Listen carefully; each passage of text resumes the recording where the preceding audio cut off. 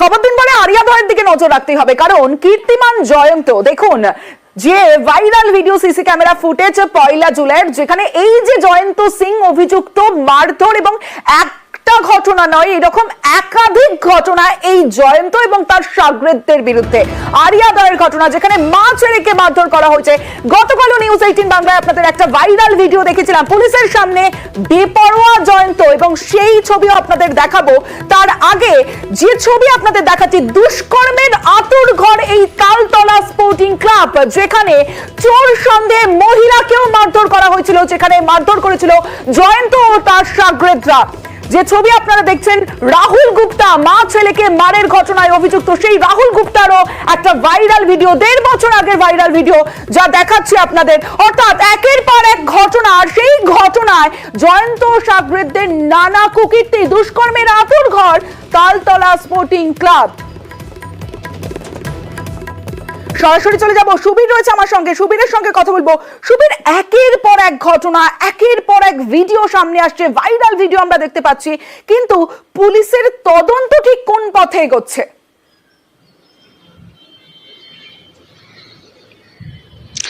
দেখো, এই যে মা ও ছেলেকে মারধরের ঘটনায় আরিয়াদহ এলাকাতে, এবং এরপরে কিন্তু জয়ন্ত সিং এবং তার শাগরেদদের কিন্তু নাম উঠে আসে এবং আন্দোলন তৈরি হয় এলাকার মানুষের মধ্যে, এবং তারপরে কিন্তু চাপে পড়ে পুলিশ গ্রেপ্তার করে এদেরকে, এবং রাহুল গুপ্তা এখনো পর্যন্ত পলাতক রয়েছেন, এবং 2 দিনের জেল হেফাজত হয়েছে গতকালই জয়ন্ত সিং এর। এবং তারপরে এই যে ঘটনা, অর্থাৎ রাহুল গুপ্তা পলাতক, এবং তারপরে একের পর এক এদের যে দুষ্কর্ম, তার কিন্তু ভিডিও সামনে আসছে, ভাইরাল ভিডিও সামনে আসছে, এবং সেই জায়গা থেকে দেখা যাচ্ছে চোর সন্দেহে কোনো এক মহিলাকে ক্লাবের ভেতর নিয়ে কিন্তু নৃশংসভাবে কিন্তু মারধর করা হচ্ছে, হাত পা ধরে মারধর করা হচ্ছে। এবং আমাদের কাছে আরেকটি যেটা ছবি এসছে, সেটা পরিষ্কার দেখা যাচ্ছে যে একজন নাবালককে সেখানে বিবস্ত্র করে ক্লাবের ভেতরে মারধর করা হচ্ছে, এবং তার একদম গোপনাঙ্গে সারাশি দিয়ে চাপ দিয়ে। এত ঘটনা, এই ঘটনাগুলো এতদিন কেন সামনে আসেনি, এতদিন কেন অভিযোগ আসেনি? তার মানে কি এই রাহুল, জয়ন্ত এরা প্রভাবশালী?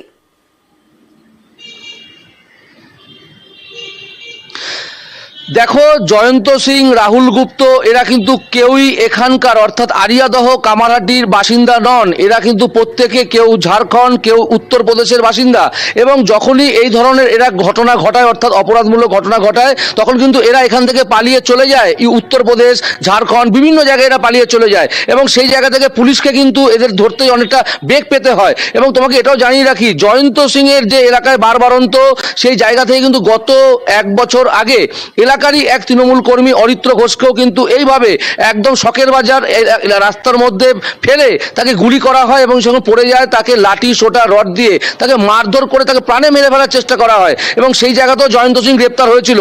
কিন্তু শাসক দলের নেতাদের ছত্র ছায়ায় এবং তাদের মাথার উপরে হাত রয়েছে, সেই জায়গাতে কিন্তু কিছুদিনের মধ্যে জয়ন্ত সিং আবার ছাড়া পেয়ে এলাকায় চলে আসে, এবং তারপরে এই ধরনের ঘটনা, এবং একের পর এক এই যে ক্লাবের ভেতরে এইভাবে অত্যাচার চালানো হতো, মহিলা থেকে নাবালক কেউ বাদ যায়নি এই সমস্ত দুষ্কৃতীদের হাত থেকে।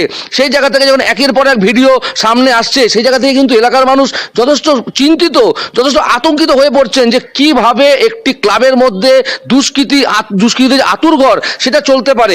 এবং এই নিয়ে কিন্তু এলাকার ভাইরাল ভিডিও আমরা দেখাচ্ছি, যে ভাইরাল ভিডিও আপনারা দেখছেন আরিয়াদহের এই তালতলা স্পোর্টিং ক্লাব। বারবার যে ক্লাবের কথা উঠে আসছে, সেই ক্লাবের আরো একটা ভাইরাল ভিডিও, যেখানে চোর সন্দেহে মহিলাকে মারধর করা হচ্ছে, এবং যে ছবি দেখছেন, রাহুল গুপ্তা অভিযুক্ত, মা ছেলেকে মারের ঘটনায় যিনি অভিযুক্ত, সেই অভিযুক্ত এবং তার শাগরেদরা মহিলাকে চোর সন্দেহে এই আরিয়াদহ তালতলা স্পোর্টিং ক্লাবের ভিতরে মারধর করছে। এটা 1.5 বছর আগের ঘটনা, কিন্তু সেই ঘটনা এবার সামনে এসছে। সুবীর রয়েছে আমার সঙ্গে, সুবীরের সঙ্গে কথা বলবো। সুবীর, এটাই কথা হচ্ছিল যে একের পর এক ভিডিও এবার সামনে আসছে, এটা কি তদন্তের জন্য এবার সামনে আসছে? এতদিন কি ভয়ে কেউ মুখ খুলতে পারেননি?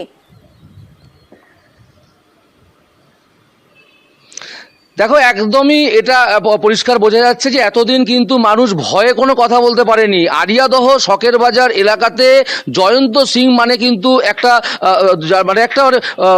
জয়ন্ত সিং এর নাম করতে কেউ ভয় পান। মানে এই যে জয়ন্ত সিং এলাকাতে তার যারা আধিপত্য বিস্তার করে রেখেছেন, তার যারা সাগরেদ রয়েছেন তাদের দিয়ে, সেই জায়গা থেকে কিন্তু যারা মানুষ যারা মুখ খুলবেন তারাও কিন্তু ভয়ে মুখ খুলতে পারছিলেন না।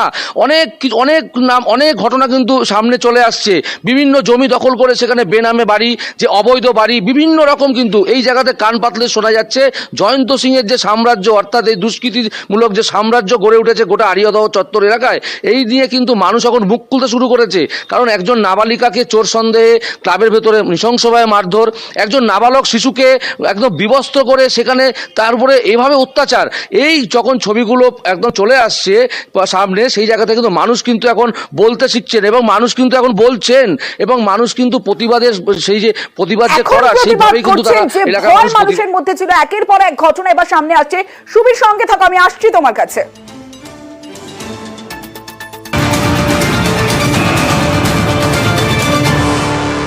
এখানেই শেষ নয়, একের পর এক ভাইরাল ভিডিও যেখানে মহিলাকে মারধর, মা ছেলেকে মারধরের ঘটনার কথা উঠে আসছে। তখন আরো একটা খবর, চাঞ্চল্যকর খবর, যেখানে জয়ন্তর সাগরেদদের অস্ত্র প্রশিক্ষণ। ঠিকই শুনছেন, তালতলা স্পোর্টিং ক্লাবের পাশে অস্ত্র প্রশিক্ষণ। জয়ন্ত সাগরেদ তন্ময় ধরের অস্ত্র প্রশিক্ষণ এবং সেই অস্ত্র প্রশিক্ষণের ভিডিও ভাইরাল। যে ভাইরাল ভিডিও এই মুহূর্তে নিউজ 18 বাংলা যারা দেখছেন তারা দেখছেন তন্ময় ধর জয়ন্তর সহযোগী, যেখানে অস্ত্র প্রশিক্ষণ চলছে এবং যেটা এই তালতলা স্পোর্টিং ক্লাবের পাশেই। সরাসরি চলে যাব, সুবীর রয়েছে আমার সঙ্গে, সুবীরের সঙ্গে কথা বলবো। সুবীর, আরো চাঞ্চল্যকর ঘটনা, একদিকে ভাইরাল ভিডিও, মারধরের ঘটনা, আবার অস্ত্র প্রশিক্ষণ চলতো। স্থানীয় মানুষজন কিছু জানতেন না নাকি জেনেও চুপ থাকতেন? প্রশাসনের ভূমিকায় বাকি এই ঘটনায়? দেখো এই যে ভাইরাল ভিডিওটি, এটা কিন্তু 1 বছর আগেকার ভিডিও। অর্থাৎ এই যে তালতলা স্পোর্টিং ক্লাব, সেই ক্লাবের পাশে কিন্তু একটি বাজার রয়েছে। সেই বাজারের ভেতরে রাতের অন্ধকারে, কারণ এই জায়গাটা টোটালটাই জয়ন্ত সিং এবং তার সাগরেদদের একদম তাদের অধীনে ছিল, এবং সেই জায়গা থেকে যখন বাজার বন্ধ হয়ে যায় রাতের অন্ধকারে, সেখানে কিন্তু দুষ্কর্ম চলতো, সাতটা জুয়া থেকে বিভিন্ন রকম অসামাজিক কাজকর্ম চলতো।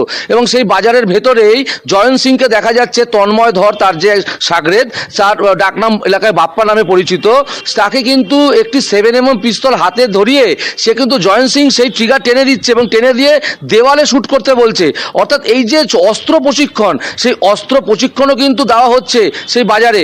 এবং সেই পরিস্থিতি আরেক জায়গা তোমাকে বলি, আমরা যে ছবি দেখিয়েছিলাম যে জয়ন্ত সিং বিছানায় বসে আছে এবং তার সামনে একদম 5 থেকে 6টা 7mm 9mm পিস্তল এবং তার গুলি কিন্তু তার সামনে ছড়িয়েতে সে বসে আছে। এর থেকে বোঝা যায় যে জয়ন্ত সিং এর যে দাপট, এলাকায় কতটা দাপট দুষ্কৃতিমূলক কাজকর্মের, তো তার ঠিকই এখনো পর্যন্ত কেন সেই সময় পর্যন্ত পুলিশ খুঁজে পেল না, এই নিয়েই কিন্তু প্রশ্ন উঠছে। এবং জয়ন্ত সিং এর এলাকায় যে বারবারন্ত এই সমস্ত ঘটনা প্রকাশ্যে আসার পর মানুষ কিন্তু এখন প্রতিবাদের ভাষা খুঁজে পেয়েছেন, মানুষ এখন প্রতিবাদ করছেন এবং মানুষ বলছেন যে এই ধরনের ঘটনা কোনোভাবেই কিন্তু এলাকায় মেনে নেওয়া যাবে না। সুবীর সঙ্গে থাক, আমি আসছি তোমার কাছে।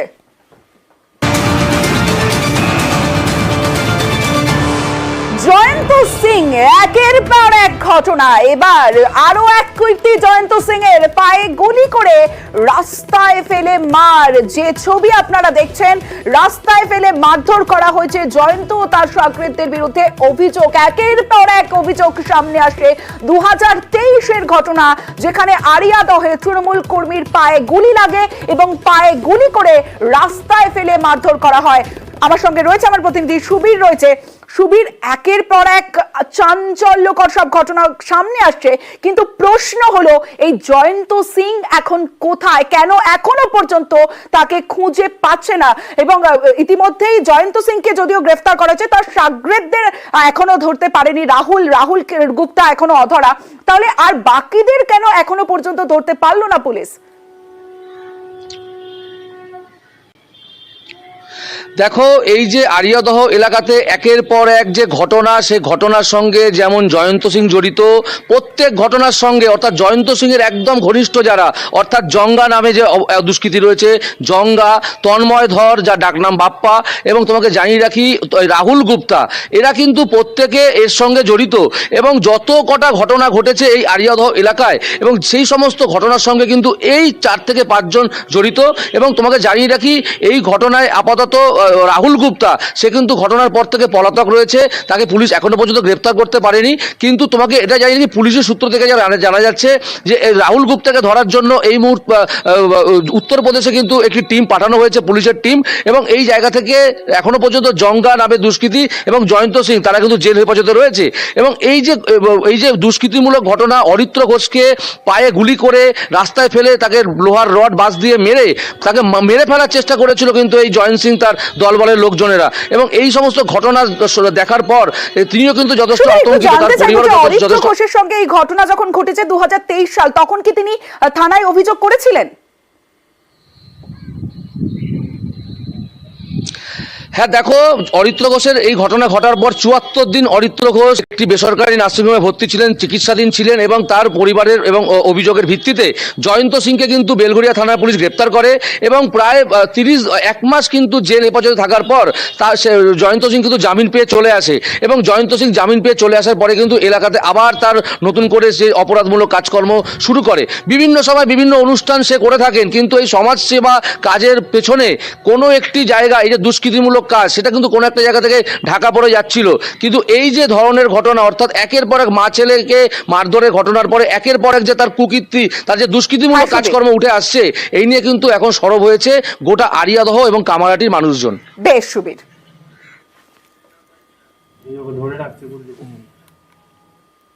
2023-এর 29শে জুন আমি সকালবেলা অফিসের দিকে রওনা দিচ্ছিলাম, তখন আমার ওপর চড়া হয় এবং গুলি থেকে আরম্ভ করে মানুষ গুলি করেও রেয়াক দেয়, তারপরেও রড লাঠি, মানে মেরে ফেলার একটা হিসাব।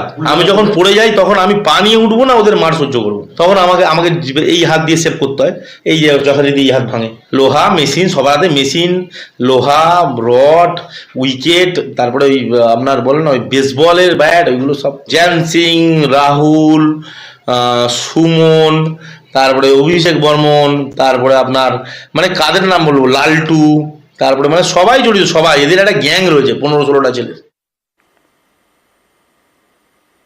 পড়া বন্ধ মাওবাদী নেতার, পিএইচডিতে সুযোগ পেলে